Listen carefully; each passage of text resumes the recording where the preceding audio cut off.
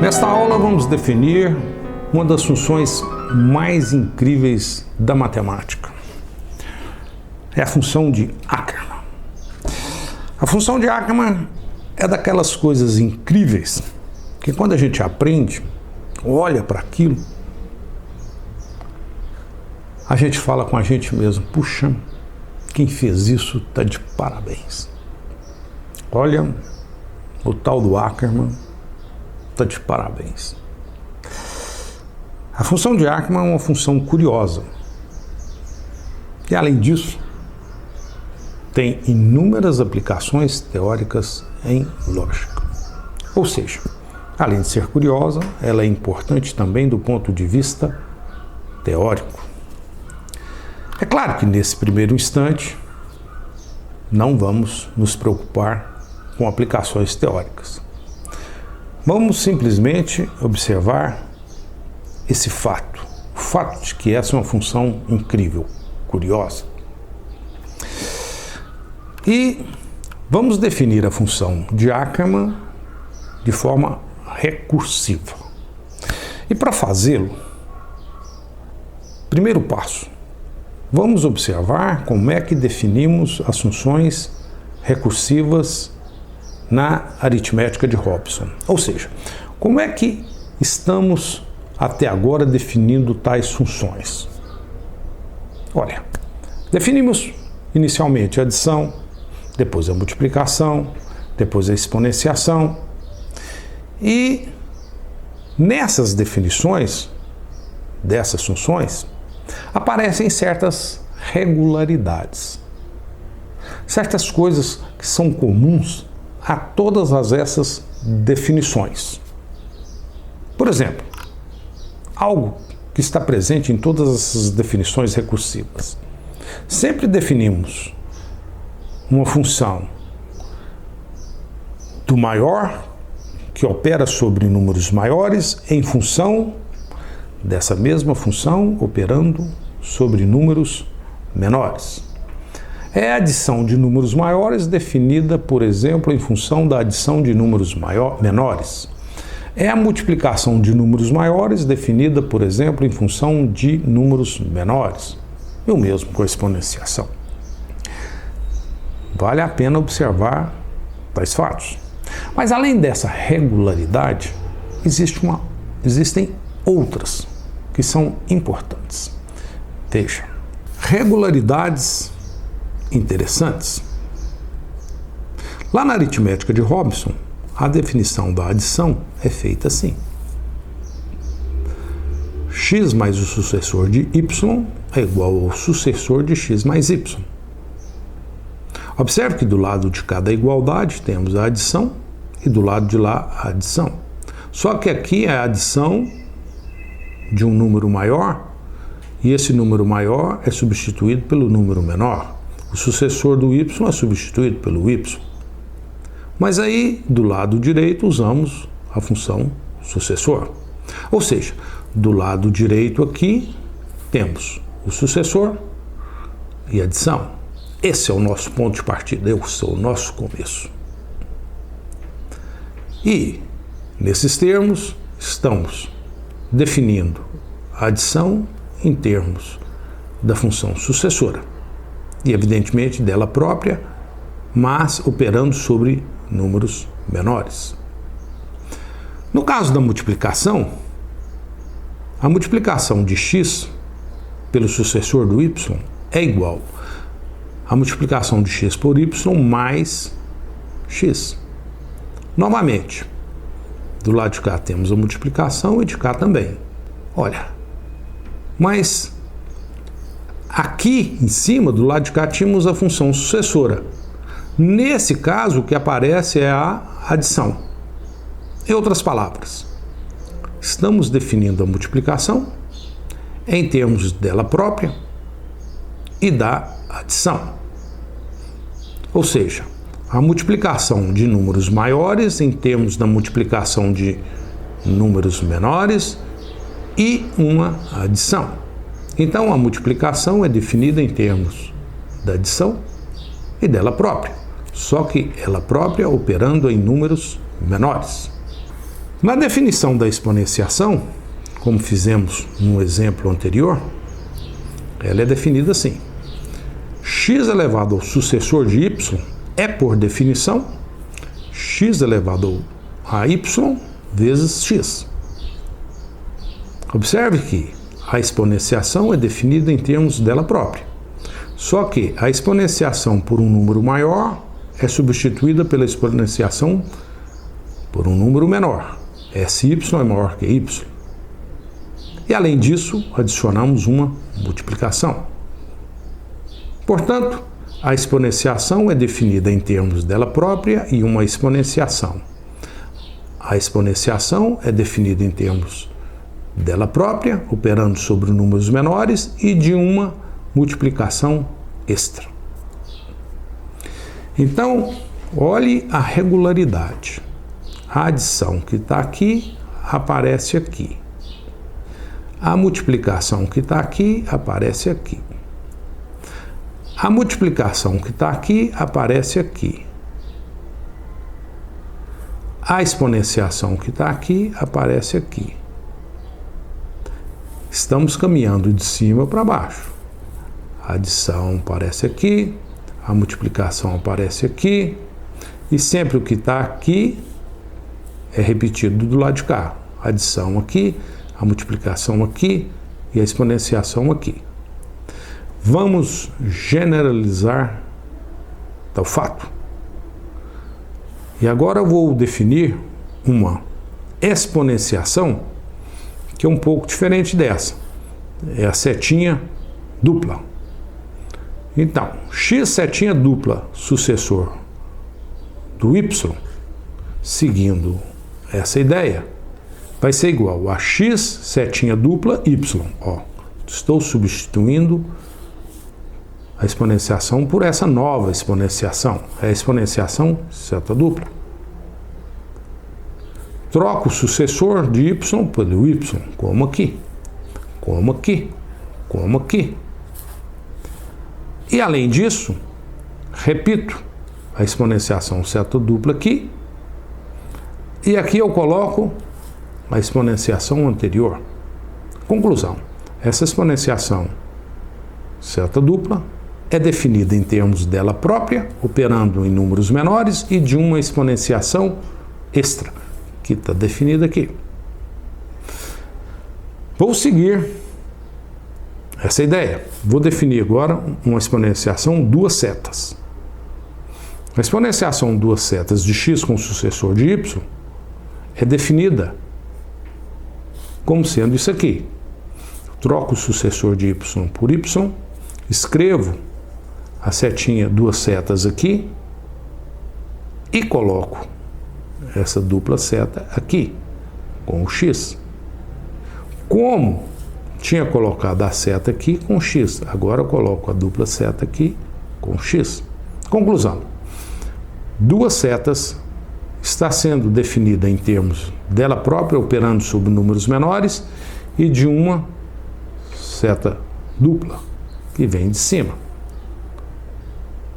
Olha, mas como não dá para ficar desenhando coisas desse tipo, e aqui eu tenho 1, 2, 3, 4, 5, já defini 5 funções recursivas, a sexta seria uma setinha com índice 6, a sétima uma setinha com índice 7. Posso seguir esse raciocínio. Seta 6, como é definida essa exponenciação seta 6? X seta 6 com sucessor de y, troco o sucessor de y por y, coloco seta 6 aqui, e aqui eu pego as duas setinhas da definição anterior, coloco aqui com x. Então o seta 6 é definido em termos do próprio seta 6, operando sobre números menores, e das duas setas, que é a definição anterior. E a exponenciação seta 7? Olha, a mesma coisa. X seta 7, sucessor do y, é definido em termos do seta 7, operando em números menores, e de um seta 6, que vem da definição anterior, com o x. Então, o seta 7 é definido em termos dele próprio, operando em números menores, e de um seta 6, que vem da definição anterior. Tal raciocínio pode ser repetido quantas vezes quisermos. E aí, no caso, teremos seta 7, seta 8, seta 9, seta 10, seta 11 e assim por diante. Estamos generalizando a ideia das definições recursivas iniciais. O que significa essa coisa, então? Exponenciação, seta dupla, exponenciação, duas setinhas. Veja um pouco mais sobre essas funções. Definições recursivas da exponenciação seta dupla e da exponenciação duas setas. Olha, aqui temos a cauda da recursão. X, seta dupla 0 é o x. E aqui a definição recursiva. X, seta dupla com sucessor é o x, seta dupla com y, seta simples, a exponenciação com x. Esse aqui, duas setas, segue o mesmo padrão. Temos aqui a cauda da recursão. Duas setinhas, x, duas setinhas com 0 é o próprio x. E x, duas setinhas com sucessor. Troco o sucessor pelo y. Passo do sucessor para y, para o mais simples. E, em seguida, uso a definição recursiva que eu tenho da operação anterior e a coloco aqui nesse lugar. E faço isso com o x. Agora, vamos fazer alguns cálculos. Veja alguns cálculos usando tais definições. Quanto vale 3, seta dupla, 3? Troco 3 pelo 2, porque 3 é o sucessor do 2. E adiciono aqui uma seta simples e coloco 3 aqui. Mas 2 é sucessor de 1. Então, troco 2 por 1 e faço uma exponenciação com 3. E repito o que eu tinha anteriormente aqui. Mas 1 é sucessor do 0. Então, isso é igual a 3 seta dupla 0 exponencial 3. Esse exponencial 3 eu escrevo aqui, esse exponencial 3 eu escrevo aqui. Mas o que é 3 seta dupla 0? É o 3. Então, isso é igual a isso. 3 exponencial 3, exponencial 3, exponencial 3. 3 exponencial 3 é 27. 27 exponencial 3 é esse número. E esse número exponencial 3 é esse número. Um número bem grande. Observe que o que estamos fazendo aqui é seguir essa definição recursiva, em que, do lado de cá, estamos substituindo esse 3 pelo 2 do lado de lá. O 3 pelo 2 do lado de lá. Vamos fazer a mesma coisa com duas setas. 3, duas setas, 3. Inicialmente observamos que 3 é o sucessor do 2. Então vamos substituir 3, duas setas 3, por 3, duas setas 2, mais dupla seta 3, seguindo essa regra. 3, duas setas 3 é substituído por 3, duas setas 2, dupla seta 3. É o que está escrito aqui. Vamos seguir os mesmos procedimentos aqui.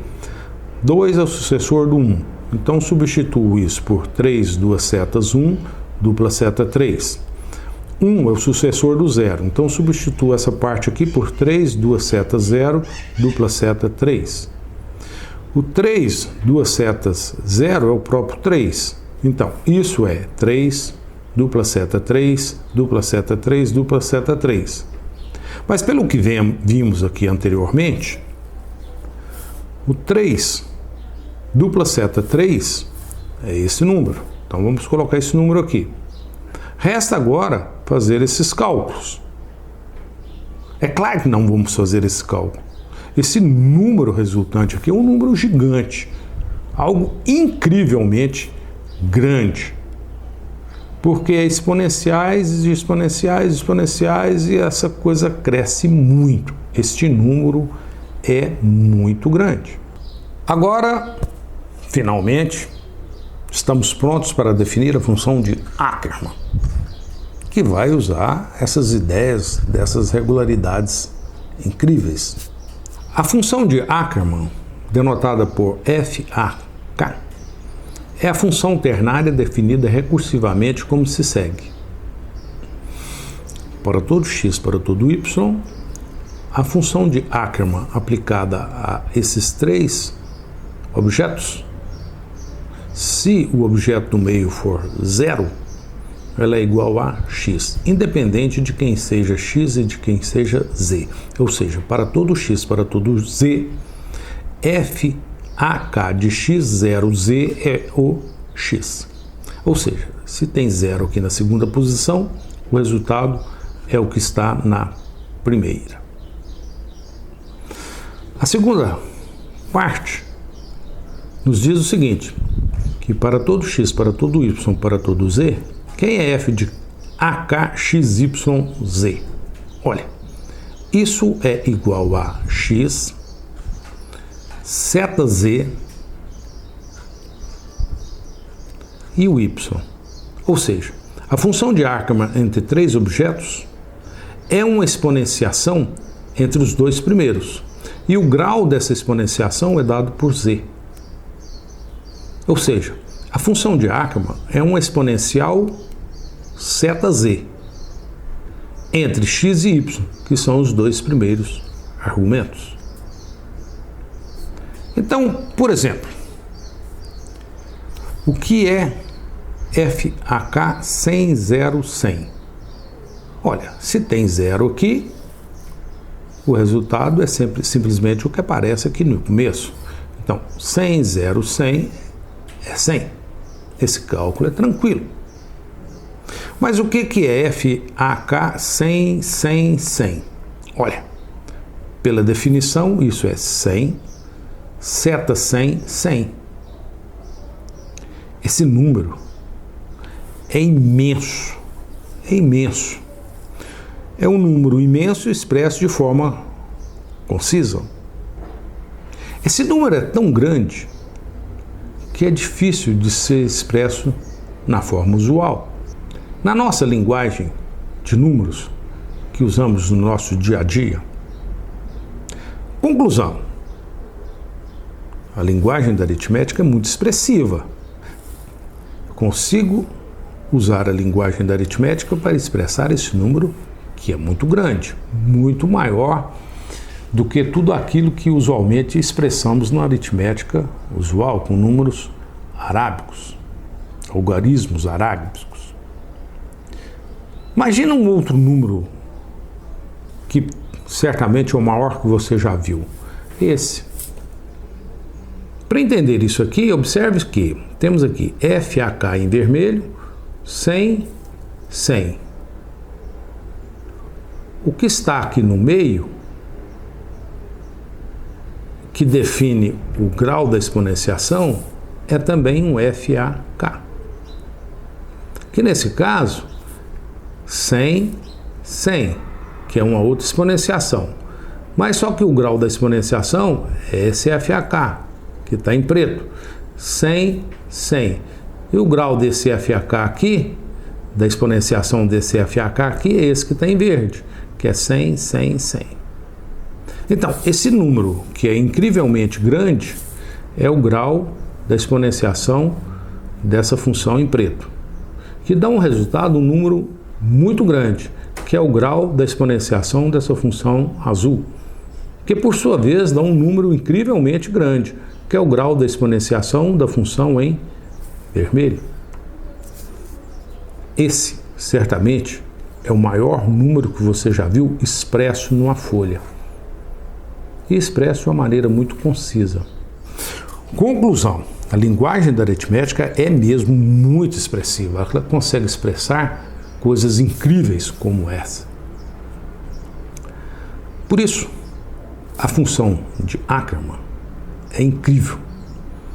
Ela nos permite expressar de forma concisa números incrivelmente grandes. Está de parabéns quem inventou isso.